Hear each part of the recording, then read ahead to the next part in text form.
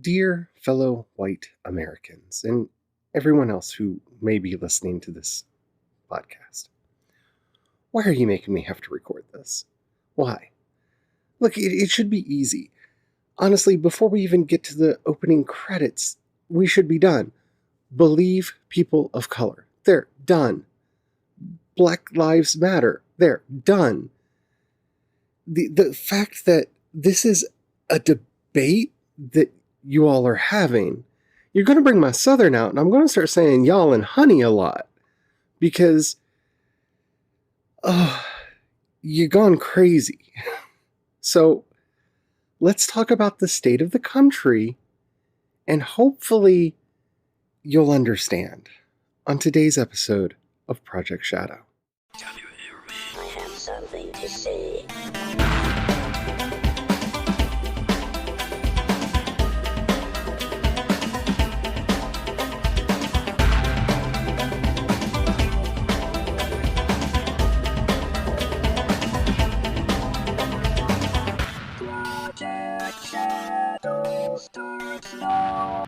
Hello everyone, how are you doing today? My name's Charlie, and I guess I'm technically white because, I'm Irish, Dutch, and a little bit of English.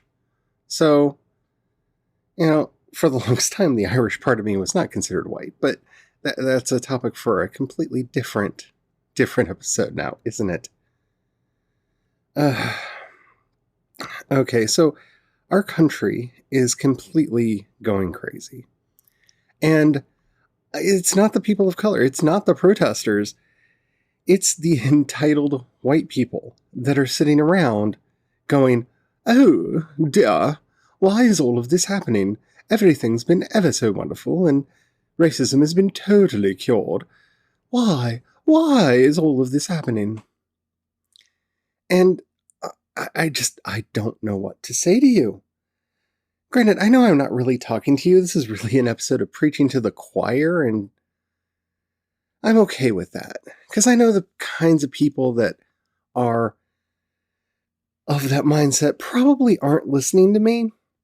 Because, I am queer and non-binary and all that stuff that y'all don't like either. But I feel like I have to talk. I feel like I have to say something, because being silent right now just won't cut it. And I know this is because my little Larry Kramer has been screaming at the top of his lungs for a while. We talked about that on the day that Larry died, and I'm still not quite over that. And now, all I keep seeing is these white talking heads going, "But I do declare, how is there so much anger? How is there so much rage? How is people not understanding how all this is working perfectly well?" Or just being completely out of their minds and calling for violence and suppression of free speech and all that. Look, I don't agree with the looting. I don't agree with the fires and all that. But the idea that you couldn't see this coming, that you didn't understand that this rage was just building up because of the way our country has treated so many people here for so long, shows a blindness that I just can't comprehend. See, there was a time when I could have, because confession time, my name's Charlie, and I used to be a conservative Republican. A long time ago. So we're going to take a magic trip all the way back to 1995. You see, I grew up all over the country, but from the time I was around 10 to my mid-20s, I lived in Frederick, Maryland. And that is what changed my life forever. You see, I lived in an apartment complex, and it was like the United Nations. My friends were from Brazil and Korea and Iran and Turkey, and there were some African American friends in there. I had very few white friends because of the area of town we lived in and the apartment complex we lived in and the school I went to when I was young. Now that all changed when I went to high school, and I went to the white high school that had very few people of color in it. But those formative years, I was surrounded by people who were not raised in the bubble I had been raised in. See, I had lived in white America, in privileged white America. We weren't rich. We were lower middle class, if middle class, most of my life. But we didn't have to deal with a lot of the crap that I heard and saw my friends have to deal with. And so I didn't understand. It took a long time for me to understand. So if you're one of the white people listening to my voice right now who doesn't understand, I was you once. But something happened that changed me. Well, a couple things happened. When I was in 5th grade, one of my friends, Jimmy, was shot and killed. And I assumed that people would care because he was the same age as I was. We went to the same school. We were friends. But he was a black person. He was a little black kid, and he was killed by another black person. And I heard some of the most horrible things said. You know, about how that's just what happens to those kinds of people and all that. And it broke me on the inside because he was my friend and he was dead. He was shot on his way to school in the morning. That could have been me. We both walked to school. We actually would meet on this one street corner and then walk the rest of the way. And that morning we stood there waiting and he just never showed up. And we assumed he was sick. And we didn't want to be late, so we just went on without him. And to hear these adults, these responsible people who are supposed to understand the world and how the world works, say such terrible things about my friend and wonder what he did to deserve it. Well, that was an eye-opener. But honestly, my eyes really didn't open. The scales didn't fall from my eyes until about 1995. See, I had a friend named Arun. Arun was from India. And we were heading down to Georgetown. I can't remember what we were doing. I think we were going to an open mic or something. But anyway, we were heading down to Georgetown. And to do that, from Frederick, you have to drive through Montgomery County. And as we were driving through Montgomery County, the cops put on their lights and pulled us over. Now, depending on the time of day, Montgomery County was then a place that you didn't speed in because they would write you a ticket. So you did everything that you could to stay within the lines and not get in trouble because they would just pull you over. And they pulled us over, and the cop stayed in his car for a little bit until the second cop car arrived, which was procedure at the time. Because, there had been some people impersonating police and bad things were happening. So the second cop car arrived, and the one cop went over to the driver's side and started talking to my friend who was driving, the standard stuff, I need to see your license and registration. The other cop came around to my side. I was sitting in the passenger seat and asked me to roll down the window, and I did. And he leaned in very closely and said, "Is everybody in there okay?" I didn't know what to say. I didn't know how to react to that. Is everybody okay? Yeah, we're fine. We're going out for a night out. And I noticed him keep nervously looking in the back seat. If everything's not all right, you can tell me.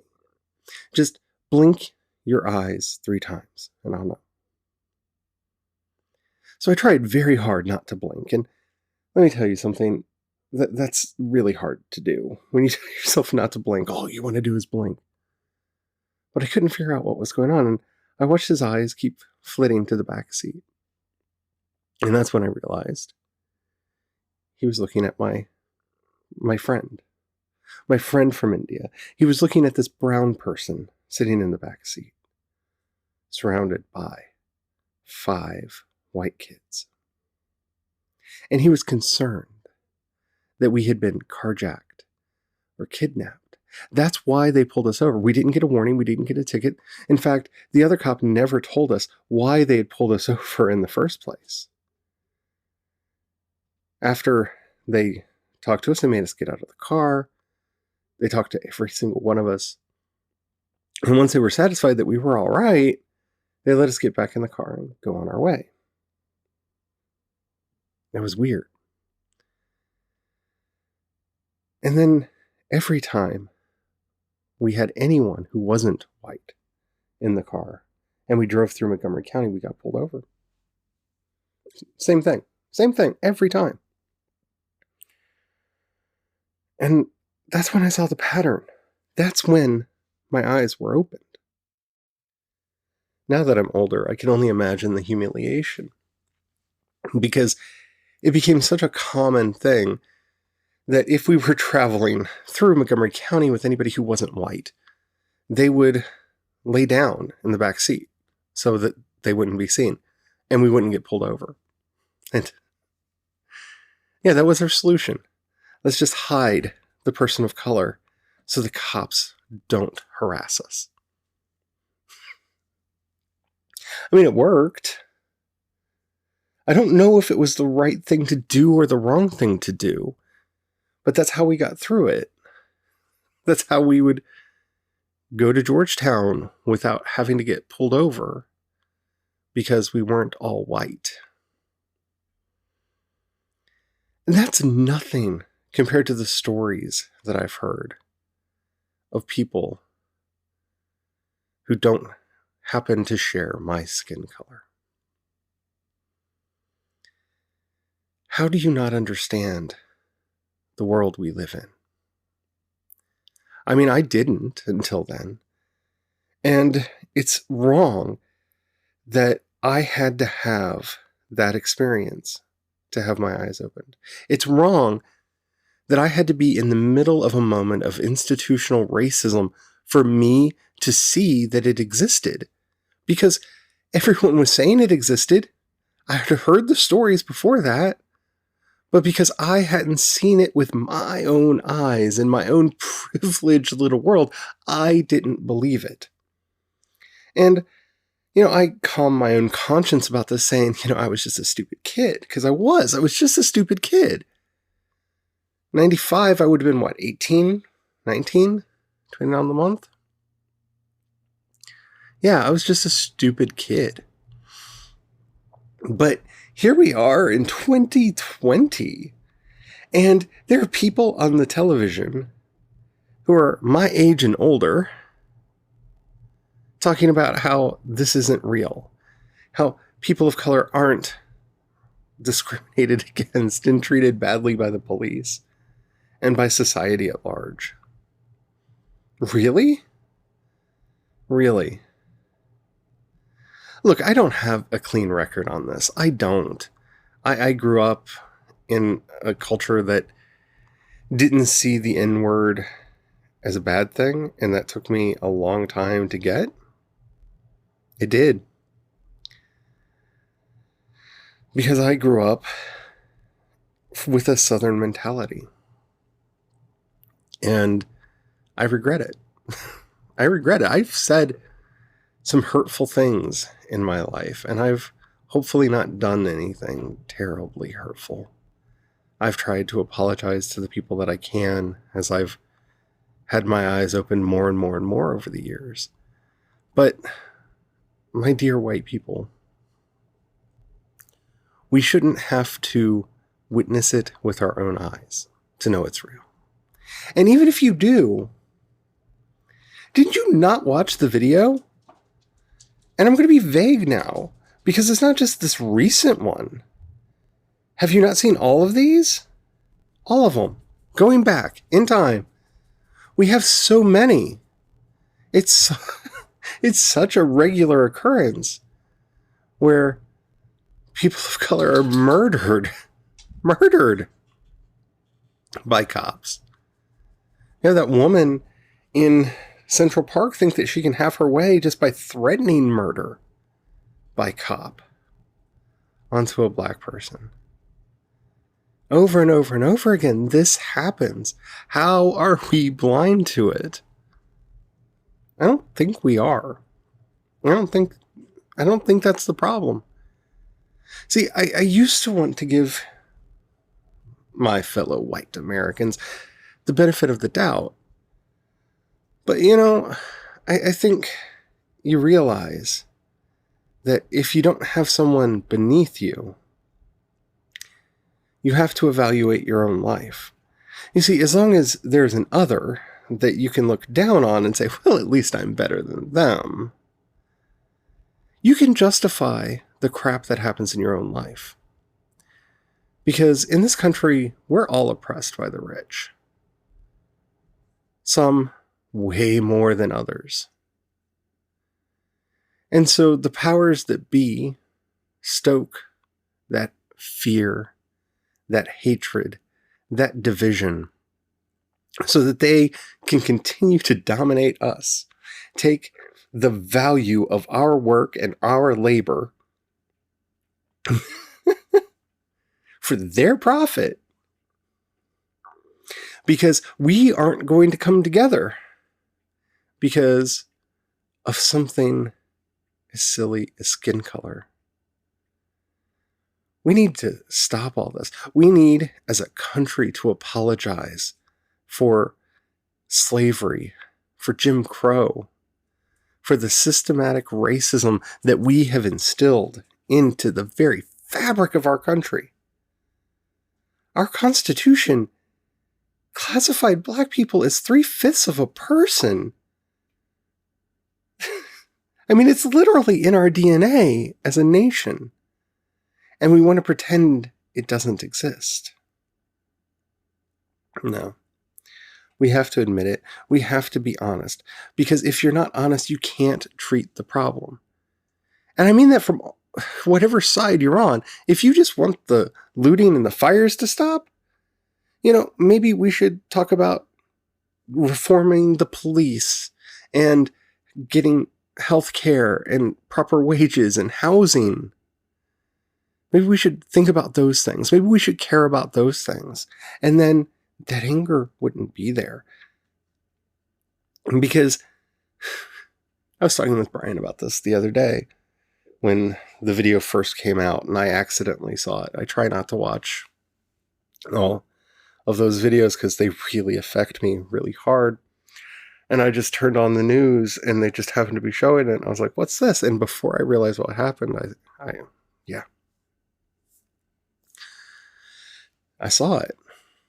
And I told Brian later that night, I was like, you know, I know how I feel as a queer trans person about just the little subtle indignities that I have to deal with. Now imagine I had to deal with that from birth and so much more. Because it's not equal. It's nowhere near being equal. Like, it's the difference between a paper cut and a gaping flesh wound. I mean, I know how angry I am about this little paper cut that I got, right? This little bit of snobbery of people not wanting to use my pronouns or any of that. That little paper cut just makes me angry. Now imagine my body was covered with those little insults, those microaggressions, that all the crap that we have done to people of color over the history of this country and continue to do to this day. I don't know how I would not be rioting. I don't know how I would not be burning everything down. I don't. So, if you're one of the people that doesn't understand the anger, if you're one of the people that doesn't understand why this is happening, Please wake up. Please wake up. I don't know what to do to get you to wake up. If all of the filmed murders of Black people doesn't wake you up, I'm afraid you might be in a coma.